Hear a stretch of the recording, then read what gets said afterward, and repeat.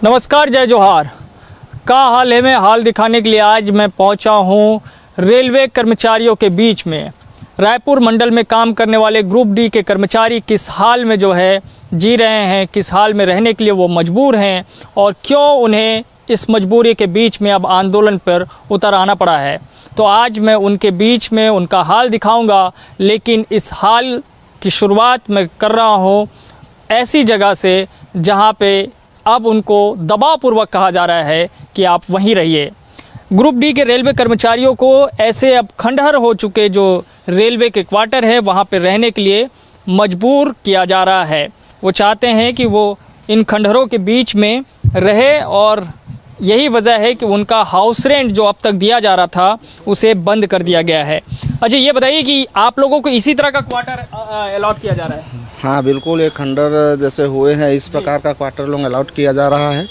अब इसमें बताइए कैसे रहेंगे हम लोग अपने बाल बच्चों के साथ, फैमिली के साथ, यही है। ये जितने भी क्वार्टर आप लोगों को दिया जा रहा है सब इसी तरह के हैं? हाँ बिल्कुल इसी तरह के। अच्छा, तो ये क्वार्टर आप देखिए कि हाल क्या है कर्मचारियों को और ये क्वार्टर कैसा है, किस हाल में है, आप सोचिए।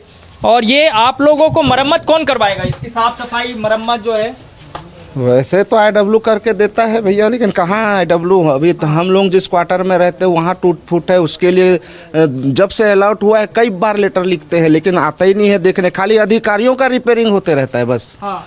हम लोगों का ये छोटे निचले कर्मचारियों का रिपेयरिंग वगैरह कुछ नहीं होता, खाली अधिकारियों के ही क्वार्टर रिपेयरिंग होते रहते हैं। यहाँ तो अब जानवर भी शायद रहना ना चाहे। हाँ? नहीं, यहाँ पर सर कोई नहीं रह सकता है। हाँ। इसलिए कि रहने पर खुद हम लोग का परिवार के बारे में इतना सोच रहे हैं कि यहाँ यदि रह जाएंगे हाँ। तो हमारे परिवार को कुछ हो सकता है हाँ। और उसके बाद में रेलवे कोई जिम्मेवारी नहीं ले सकता है। यदि आदमी ट्रैक में आदमी कट जा रहा है तो उसका जिम्मेवारी कोई रेलवे नहीं ले रहा है, कोई अधिकारी तक उसको देखने तक नहीं जाता है वहाँ।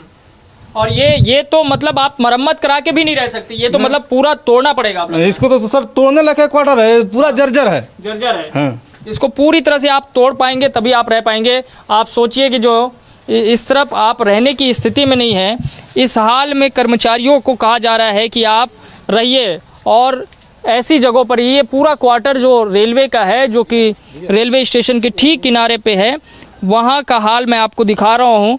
और ये पूरा इलाका आप सोचिए, ये रास्ता यही है जाने के लिए। हाँ, यही रास्ता है, नहीं और कोई रास्ता नहीं है। तो रास्ता इधर से आइए, इधर से देखिए नाला होके हाँ इस तरफ से जाना पड़ेगा। हाँ तो देखिए अब वो रास्ता जो है आप जा भी नहीं सकते। और इसकी साफ़ सफाई कौन करवाएगा? ये जो है इसकी साफ़ सफाई करवाने के लिए कोई भेजते हैं कर्मचारी?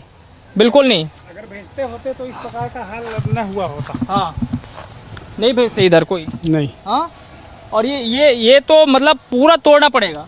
बिल्कुल बिल्कुल, हम यही हमारी प्रशासन से यही मांग है हाँ। कि सारे क्वार्टर का पुनरुद्धार करके उसके बाद कर्मचारियों को अलॉट किया जाए। और जब तक क्वार्टर का मरम्मत कार्य न हो जाए तब तक जो है हमारी प्रशासन से यही डिमांड है कि ऐसे क्वार्टर को आवंटन निरस्त किया जाए और कर्मचारी को यथावत उनका एचआरए जारी रखा जाए। और जब इसका मरम्मत करने के बाद कर्मचारियों को देखिए, हमारा कहना ये है, अगर वही दफे इस क्वार्टर को अलॉट कर दिए, जंगल वंगल साफ करके रहने लायक भी हो जाता है, अगर किसी दिन ये ध्वस्त होकर परिवार के ऊपर गिरता है तो क्या रेलवे अधिकारी इसकी जिम्मेदारी लेंगे? ये तो गिरने की ही स्थिति में है। तो बताइए कैसे रहेगा? हम ये मांग कर रहे हैं भैया, यदि आपको क्वार्टर अलॉट करना ही है आप तोड़ दीजिए, इसको नया क्वार्टर बना के दीजिए, बिल्कुल रह लेंगे हम।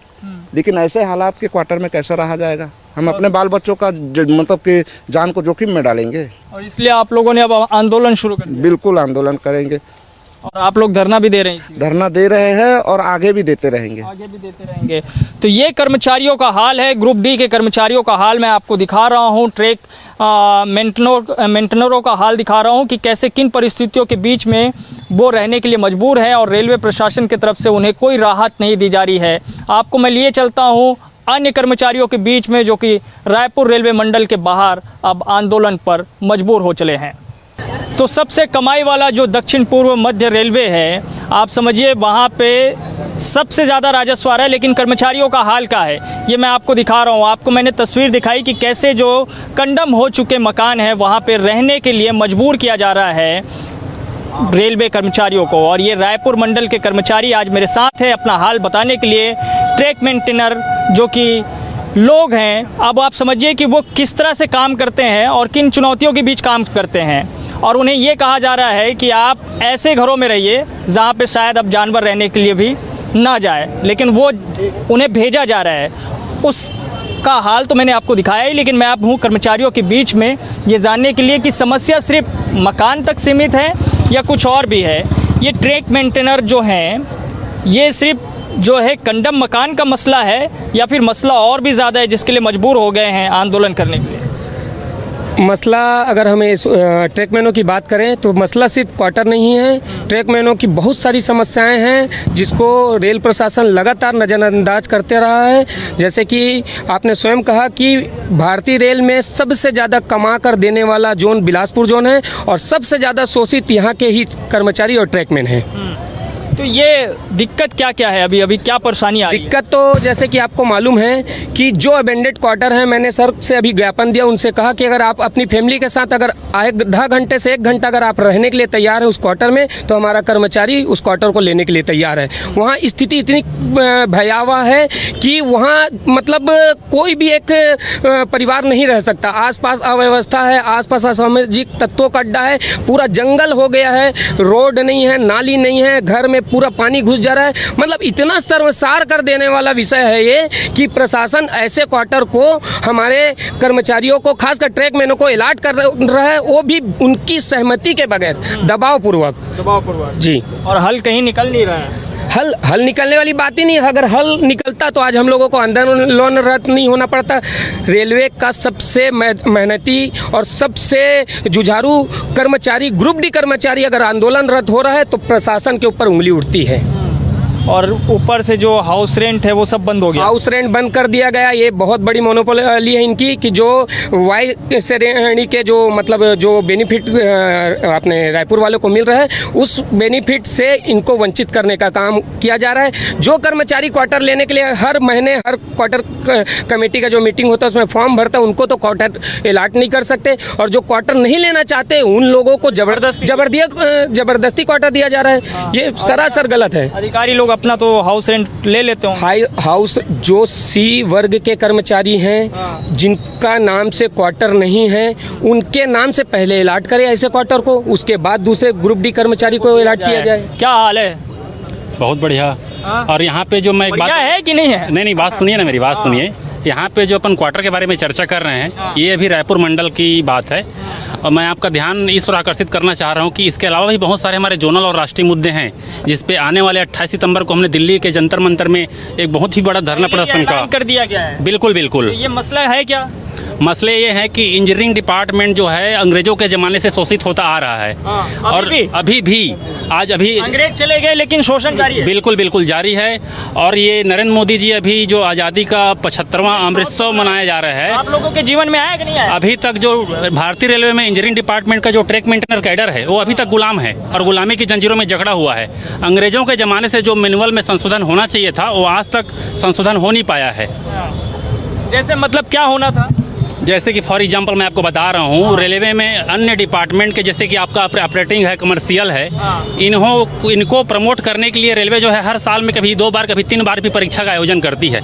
लेकिन जो आप देख रहे हैं इंजीनियरिंग कर्मचारी, पता नहीं ये कौन सा गुनाह करके आए हैं कि ये 1800 ग्रेड पे में यहाँ आते हैं और 1800 में ही रिटायर हो जाते हैं। अभी इनको 2800 तक पहुँचाने का कार्य किया जा रहा है। और जो रोस्टर है 8 घंटे का रोस्टर बोल करके 12 घंटा 13 घंटा ड्यूटी ले जाता है और इसमें किसी प्रकार की कोई ओटी नहीं दी जाती है रेलवे के द्वारा, जबकि यहीं पे ऑपरेटिंग और कमर्शियल को बराबर ओटी दिया जा रहा है। एक पोर्टर भी जो है बिलासपुर में 80,000 से 90,000 रुपये सैलरी उठा रहा है। अच्छा, और आप लोगों को कोई सुविधा नहीं है? बिल्कुल कोई सुविधा नहीं है। यहाँ पे जैसे कि ग्रेड पे की बात करें तो यहाँ पे जैसे कि कैडर हित में 4200 ग्रेड पे मिलना चाहिए हमारे ट्रैक मेंटेनर कैडर को, लेकिन अभी तक भी रेलवे ने 2800 में ही रोकने का कार्य किया है। जैसे कि आपको मैं बताना चाहूँ कि भारतीय रेलवे में जो हमारे ट्रैक मेंटेनर कैडर है, रेलवे का आंकड़ा है कि साल में लगभग 300 से 400 हमारे जो भाई हैं रेल लाइन में काम करते करते रन ओवर हो जाते हैं, शहीद हो जाते हैं। इनकी व्यथा सुनने वाले ना तो हमारे मोदी जी हैं ना रेल मंत्रालय हैं। नहीं तो इनको कोई मतलब मुआवजा क्या है, मतलब इसमें कुछ तो मिलता होगा? नहीं, बात ये नहीं है, आप किसी के जान की कीमत मुआवजे से नहीं लगा सकते। मेरा कहना यह है उसमें राहत कुछ होगा? राहत की हम गुंजाइश ये कर रहे हैं कि आप एक हाई पावर सेफ्टी कमेटी बनाइए और जो हमारे कर्मचारी साथी रन ओवर हो रहे हैं उनके परिवार को तत्काल आप 1 करोड़ रुपए की सहायता राशि दीजिए। 1 करोड़ की सहायता, और मिलता कितना है? अभी जो भी साथी हमारा रेलवे ट्रैक पर कार्य के दौरान शहीद होता है तो उसको 35 लाख रुपए बस एक्स ग्रेसिया के रूप में सेटलमेंट किया जाता है। लेकिन जिसके घर में इसका चिराग बुझता है उससे जाके पूछिए कि वो 35 लाख क्या मायने रखता है। मायने कुछ नहीं रखता। हमारा रेल प्रशासन से हमेशा मांग रहा है कि रेल में जो ट्रैक में काम करने वाले ट्रैकमैन हैं उनकी सुरक्षा के ऊपर आपको ध्यान देना पड़ेगा। सुरक्षा के नाम पे कुछ नहीं, सुरक्षा के नाम पे बिल्कुल जीरो है। शुरू से हम लोगों ने ऐसा कोई उपकरण, ऐसा कोई डिवाइस देने के लिए निवेदन किया है कि गाड़ियों का जो परिचालन हो रहा है उसकी सूचना जो पेट्रोलमैन, कीमैन, ट्रैकमैन को मिले, लेकिन ऐसी सूचना नहीं दी जा रही है और घर का चिराग बुझते जा रहे हैं। ये हर समय मतलब खतरा रहता है। सालाना 400 से 500 ट्रैकमैन शहीद हो रहे हैं रेलवे ट्रैक पर। ये बहुत बड़ा 400 से 500 400 से 500। मैं सोचता हूँ बॉर्डर पे भी जो हमारी देश की सेवा में लगे हैं वो भी सालाना युद्ध नहीं हो रहा है तो सालाना इतने ट्रैकमैन नहीं शहीद हो रहे हैं। जो है मतलब रेलवे और उसमें ये खतरा बरकरार है और उस पर कोई मतलब सुधार नहीं, बिल्कुल भी सुधार नहीं है। सोच ही सुधार के लिए नहीं है। मान्यता प्राप्त यूनियन फेडरेशन जो है सबसे बड़े दोषी हैं। आज मान्यता प्राप्त यूनियन का चुनाव 2013 में हुआ, 2019 उसका क्राइटेरिया था लास्ट कि आपको चुनाव करा लेना है। आप नगर आपका ग्राम पंचायत का चुनाव सही समय में हो जा रहा है। अभी महामहिम का चुनाव हुआ, लोकसभा, विधानसभा, सारे चुनाव हो रहे हैं, लेकिन मान्यता प्राप्त यूनियन जो रेलवे का जो कर्मचारियों का जो ग्रीवांसेस लगा है यूनियन के ऊपर निर्भर करता है, उसका चुनाव कराने के लिए कोई भी प्रशासन नहीं है। दे रहा है। क्या हाल है जी? ठीक ही है, मस्त है। पसीने से एक तो तरबतर हो रहे हैं, ऊपर से रेलवे वाले जो है तंग किए हुए हैं। नहीं? ये रेलवे की देन है कि बड़ा ही मतलब शर्मनाक है कि कर्मचारी को ऐसा जन आंदोलन करने को विवश किया जा रहा है प्रशासन के द्वारा, रेल प्रशासन के द्वारा। आज देश जो है 75वां अमृत उत्सव मना लिया गया है और ये जो ट्रैक मेंटेनर कैडर है, मैं आपको बता दूं, रेलवे का बैकबोन, रीढ़ का हड्डी कहा जाता है। ट्रैक मतलब रेल पथ, ट्रैक का मेंटेन करने वाला कैडर है, इसके छाती पे रेल चलती है। अब आज देश में भारत और पाकिस्तान का अगर युद्ध छिड़ जाए तो एक अनुमान है, एनालिसिस है कि उतने जवानों की शहादत नहीं होगी, लेकिन भारतीय रेलवे में 400 से 500 ट्रैकमैन, अभी मेरे पास डाटा है 15 अगस्त से लेकर टिल डेट आज तक 10 ट्रैक मैनओवर जो है वो रन ओवर हो चुके हैं, कट चुके हैं। 31 के बीच में जी 15 से 31 जो मेरे को पर्सनल मेरे पास डाटा है। अभी हो सके ये कहाँ का आंकड़ा है? ये भारत का कि ये इंडियन रेलवे का जो आंकड़ा मेरे पास है खुद, जिसमें भिलाई से है अपने एनएफ रेलवे में अपना हुआ है, आपका बिहार में हुआ है, उत्तर प्रदेश में हुआ है, मुंबई में हुआ है। ये बड़ी ही मतलब इस पे रेलवे का ध्यान नहीं। आज 180 किलोमीटर का स्पीड रेलवे के द्वारा दिया जा रहा है। एवरेज स्पीड गाड़ी की 130 के एमपीएच हो गया है, लेकिन 1803 पर में भारतीय रेल की शुरुआत हुई थी। जो भारत का जो मैनुअल है ट्रैकमैनों का, इंडियन रेलवे का, वो मैनुअल में संशोधन नहीं हुआ है। स्पीड में संशोधन हो गया, प्लेटफॉर्म में संशोधन हो गया, टेक्नोलॉजीज जो है एडवांटेज कर दी गई, लेकिन ट्रैकमैनों से अब आपको जान के आश्चर्य होगा कि ट्रैकमैनों को लंच आवर भी दिया जाता है। कहने को 12 घंटे ड्यूटी है, रेलवे बोलती है कि हम 8 घंटे ड्यूटी करा रहे हैं, आपको 2 घंटे बीच में रेस्ट दिया जा रहा है, लेकिन रेस्ट में आपको फील्ड नहीं छोड़ना है। मतलब अगर आप धूप में काम कर रहे हैं, जंगल में काम कर रहे हैं, तो आपको वहीं रहना है, वहीं रहना है, ट्रैक से अलग नहीं होना है, कहीं नहीं रहना, ट्रैक पे रहना है, ट्रैक पर रहना है। प्रधानमंत्री ये कहते हैं स्वच्छता का अभियान चलाए, हर घर शौचालय चलाए। हमारे बीच महिला कर्मचारी कार्यरत हैं, माताएं धर्म को अगर मासिक धर्म हो जाए तो पैड बदलने के लिए आज तक एक व्यवस्था नहीं है। ये शर्मसार कर देने वाले। आप बताइए कितने सालों से हैं? जी मैं 9 साल से रेलवे में सर्विस दे रहा क्या हूँ। देख रहे हैं 9 साल में क्या बदला है कर्मचारी? 9 साल नहीं, कर्मचारियों में कुछ बदलाव नहीं हुआ। रेलवे काम लेने की तरीके में अपग्रेडेशन की है। काम लेने के नए नए तरीके आए, इंजन बढ़ गया है। जी काम बढ़ गया और काम को किस नए नए तरीके से लिया जाए उस पर काम हुआ है रेलवे के द्वारा। लेकिन कर्मचारियों के सुविधाओं को बिल्कुल भी मतलब आज भी जब से रेलवे है तब से बनाए गए क्वार्टर में ये हमको रख रहे हैं। रेल कर्मचारियों की जो सुविधाएं हैं उस पर बिल्कुल भी अपग्रेडेशन करने का कार्य नहीं कर रही है रेलवे प्रशासन। लेकिन तो एसी में रहते हैं, यहाँ हम पसीने से तरबतर होते रहते हैं। नहीं, हाँ जी, हाँ जी, हाँ जी। धूप हो, छाँव हो, बरसात हो, सब जगह जो है पूरे जो है लड़ाई जैसी लड़ी जाती वैसे ही लड़ना है। मैं बिल्कुल बिल्कुल आज यहाँ पे जो हम लोग कई मेरे मित्रों ने बताया है, लेकिन रेल प्रशासन का जो अफसरशाही है वो रायपुर मंडल में यानी बहुत ज़्यादा ही है। रायपुर मंडल में करके रायपुर मंडल जो आज का जो धरना हुआ है अफसरशाहियों के खिलाफ में, आज हम लोग ने रेल प्रशासन को लिखित में हम लोग मेमोरेंडम देकर बताया है। अब देखिए इसका सही है रवैया है, बिल्कुल हिटलरबाजी है। जो हमसे काम लेते हैं वो IRPWM के द्वारा चलता है और IRPWM को खुद वो जो हमसे काम ले रहे हैं वो पालन नहीं करते और हम पे झूठा इल्ज़ाम लगा के तरह तरह के चार्जशीटें दी जा रही है। चार्जशीटें दी जा रही है, बहुत बढ़िया। हाल क्या है जी? हाल सब बढ़िया बढ़िया है कि ये जो है दिख रहा है धरना आंदोलन में आना पड़ रहा है। नहीं ये तो हमारा घर टाइप का हो चुका है, बिल्कुल टाइप का हो गया है, मजबूर कर दिए हैं। नहीं हाल बेहाल है, हाल तो बेहाल है सर जी। एक बात बोलना चाहूँगा मैं, 18 साल की उम्र में भर्ती होती है और हम लोग मेहनत मजदूरी करते हैं ट्रैक पे, है ना। पट्टियाँ चेंज करना मेहनत वाला काम है, आप लोग जानते हैं। 40 साल की उम्र जो वही काम करोगे, 50 साल का वही काम करोगे, 60 साल में उसी काम करते हुए रिटायर हो जाओगे। काम में कोई परिवर्तन नहीं, कोई प्रमोशन। मैं आपसे एक प्रश्न करता हूँ, प्रमोशन बहुत दूर की बात है, प्रश्न आपसे मैं करता हूँ।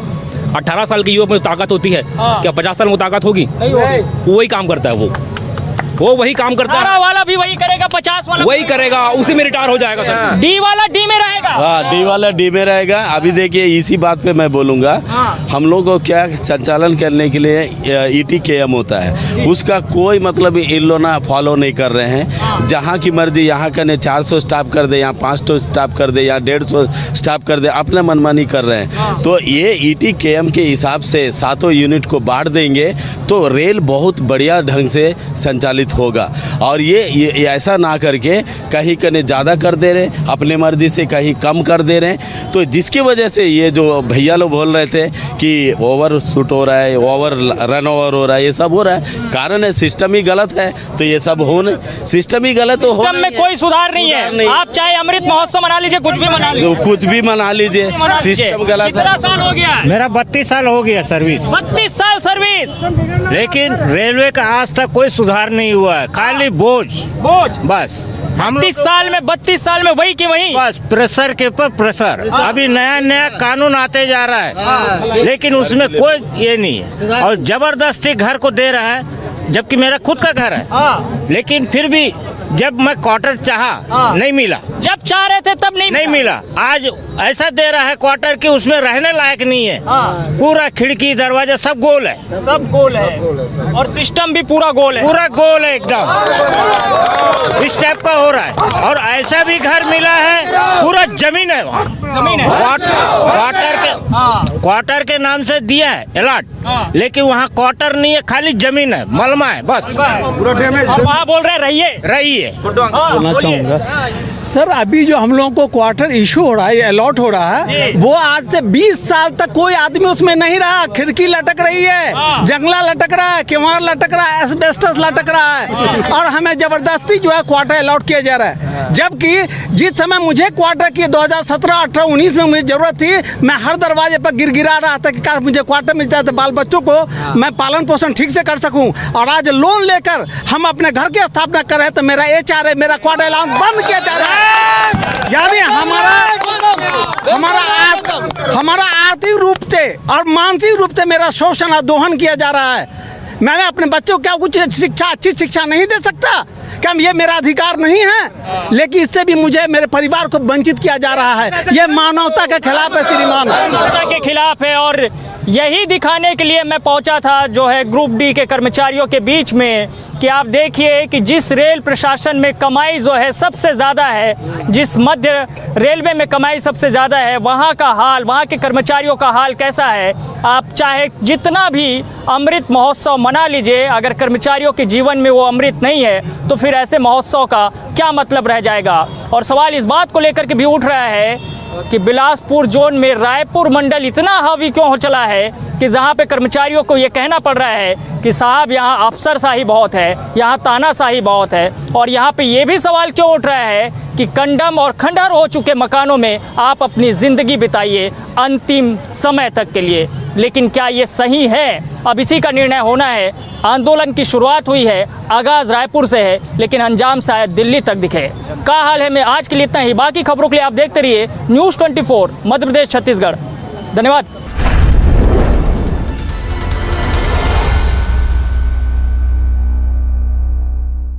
तुम्हारा जूनियर है, पर घर को देखो कैसे दुल्हन जैसे सजा के रखा है। जूनियर सीनियर नहीं डियर, ये एस पार्क इमल्शन, वो बजट वाले पेंट का कमाल है। चलो चलो। नया एस पार्क इमल्शन बजट में लगे। भूपेश सरकार की वनवासी उत्थान की नीतियों के चलते आज छत्तीसगढ़ वनोपज खरीदी में देश का अव्वल राज्य बन गया है। वर्तमान में छत्तीसगढ़ में 52 प्रकार की लघु वनोपज की खरीदी समर्थन मूल्य पर की जा रही है, जो किसी भी दूसरे राज्य के मुकाबले ज्यादा है। सत्ता में आते ही मुख्यमंत्री भूपेश बघेल ने आदिवासी बहुल इलाकों के विकास को प्राथमिकता दी और इसके तहत लघु वनोपजों के समर्थन मूल्य तय कर खरीदी